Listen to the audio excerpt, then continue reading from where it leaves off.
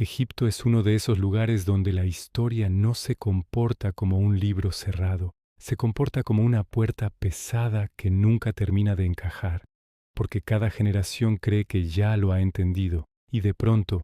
aparece un dato nuevo, una grieta en el relato, una prueba que obliga a volver al principio, y esa sensación se concentra como en ningún otro sitio en Giza, tres pirámides alineadas con una serenidad casi insultante, Keops, Kefren y Menkaure, siglos de turistas y expertos mirándolas, y aún así, todavía hoy la ciencia señala espacios internos que no figuran en los planos clásicos. No es poesía, es medición en 2017. El proyecto Scan Pyramids anunció el hallazgo de un gran vacío dentro de la pirámide de Keops, una estructura desconocida situada por encima de la Gran Galería, con una longitud mínima estimada en torno a 30 metros, detectada mediante muografía, partículas cósmicas que atraviesan la piedra y permiten ver lo que es macizo y lo que es hueco, y lo inquietante no es solo el tamaño, es la confianza del hallazgo, porque fue observado con técnicas distintas y equipos independientes, como si la pirámide, la más estudiada del planeta,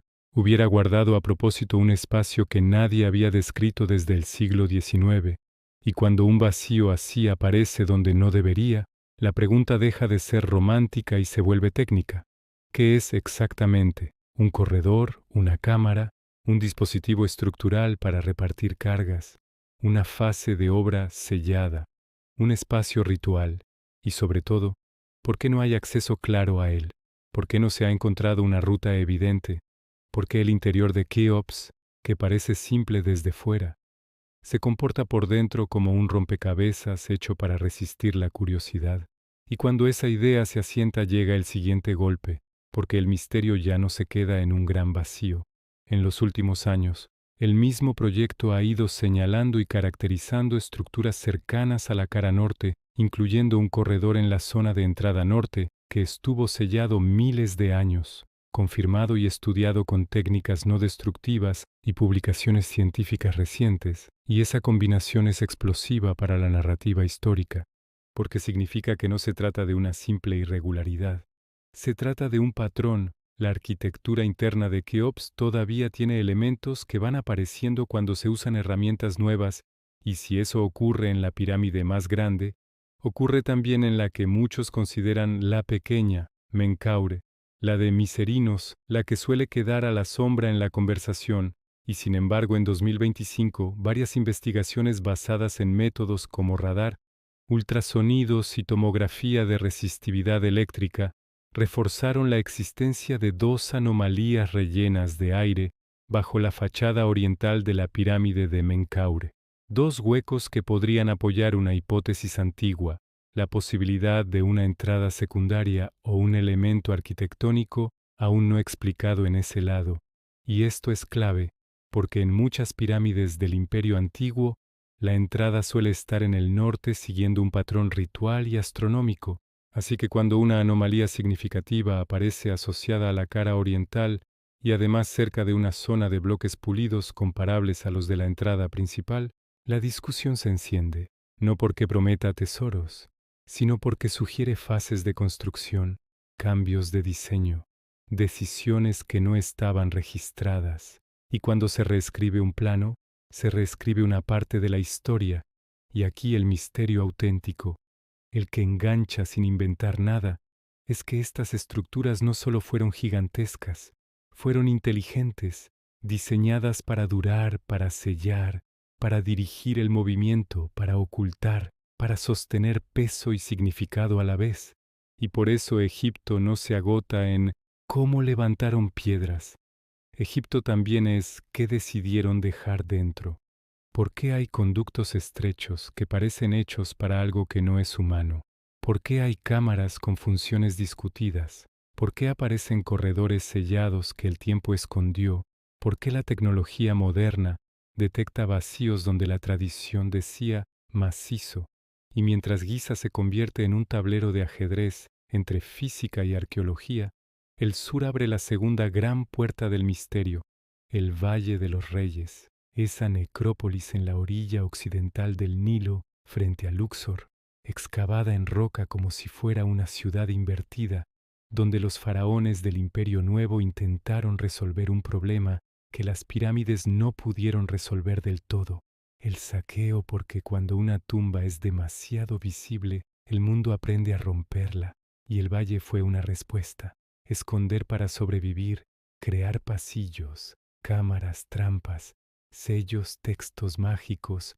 libros funerarios, pintados en paredes para guiar al rey en el más allá, y aún así, la mayoría de las tumbas fueron saqueadas, lo cual añade otra capa de misterio, no solo lo que existe, sino lo que se perdió, lo que se rompió, lo que fue arrancado y dispersado. Y aún así, incluso en ese contexto, aparecen excepciones que cambian el imaginario colectivo, como el hallazgo de la tumba de Tutankamón en 1922, con un ajuar funerario que parecía intacto y que demostró hasta qué punto el mundo egipcio era simbólico y material al mismo tiempo: oro, amuletos, carros, cofres, estatuas, y también otra cosa, la idea de que los egipcios querían controlar el destino después de la muerte con precisión casi administrativa, porque ahí entran conceptos que muchos oyen, pero pocos entienden, como los usheptis, pequeñas figuras funerarias colocadas en las tumbas para responder y trabajar por el difunto en la otra vida, una solución espiritual que parece logística,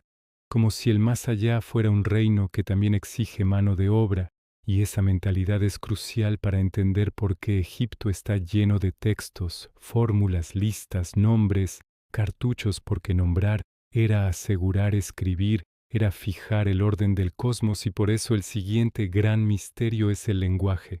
Los jeroglíficos, que durante siglos fueron un muro hasta que se descifraron en la era moderna, pero descifrar no significa agotar, porque todavía existen textos fragmentarios, nombres discutidos, fórmulas cuyo sentido ritual completo se nos escapa. Y lo que se entiende abre más preguntas, por ejemplo, ¿cómo se integraban astronomía, religión y poder? ¿Por qué ciertas orientaciones parecen alinearse con estrellas circumpolares? ¿Por qué el calendario, las crecidas del Nilo y los templos forman un sistema? Y cuando el espectador entiende que la piedra y el cielo se hablaban, la esfinge aparece como el rostro de ese diálogo, un cuerpo de león y una cabeza humana que mira a la llanura con un silencio que dura milenios, una obra reparada y reinterpretada una y otra vez, ligada al complejo de Giza, envuelta en debates sobre su datación precisa, su erosión, su función simbólica, y ahí está el truco de Egipto: no necesita exageración, necesita paciencia, porque el misterio real no es un secreto de película, es el choque entre lo que la evidencia permite afirmar y lo que la evidencia aún no permite cerrar. Por eso la arqueología moderna usa métodos no invasivos, porque en estos monumentos cada golpe es una pérdida potencial. Se escanea, se modela, se confirma, se discute, se publica, y solo entonces se decide si se abre un acceso, y esa lentitud que en redes parece frustrante, en realidad es lo que hace grande el hallazgo, porque cuando un vacío detectado en Keops se publica en Nature, cuando una estructura cerca de la cara norte se confirma con técnicas complementarias, cuando en Menkaure se detectan 2 huecos de aire detrás de la fachada oriental con radar, ultrasonidos y resistividad, el misterio deja de ser rumor y se convierte en un mapa que se está dibujando ahora. Y el mapa tiene implicaciones enormes para cualquier canal de historia, porque obliga a decir algo potente y honesto, a la vez que incluso en los monumentos más famosos del planeta quedan espacios por comprender que el antiguo Egipto no está terminado, que las pirámides no son solo símbolos de piedra, sino máquinas culturales diseñadas para cerrar puertas, y que cuando una puerta parece cerrada desde hace 4500 años, lo más inquietante no es imaginar lo que hay dentro, lo más inquietante es aceptar que lo que hay dentro, sea lo que sea, fue pensado para seguir allí, esperando a que el presente tuviera la tecnología y la paciencia para volver a preguntar. Y por eso, cada vez que se habla de misterios de Egipto, lo más fuerte no es la fantasía, lo más fuerte es la realidad, que la ciencia moderna está encontrando. Nuevas piezas dentro de estructuras antiguas que el Valle de los Reyes sigue recordando lo fácil que es perder conocimiento y lo difícil que es recuperarlo, que los Usheptis, las momias, los textos y las tumbas son pruebas de una obsesión por vencer al tiempo y que a pesar de esa obsesión el tiempo aún guarda ventaja, porque Egipto todavía tiene zonas en sombra, pasajes sellados, cámaras sin nombre y preguntas que cuando por fin se contestan suelen generar dos nuevas, y ese es el auténtico motivo por el que Egipto nunca deja de funcionar, porque no se limita a contar el pasado, obliga a mirar el presente y admitir que todavía no se ha dicho la última palabra.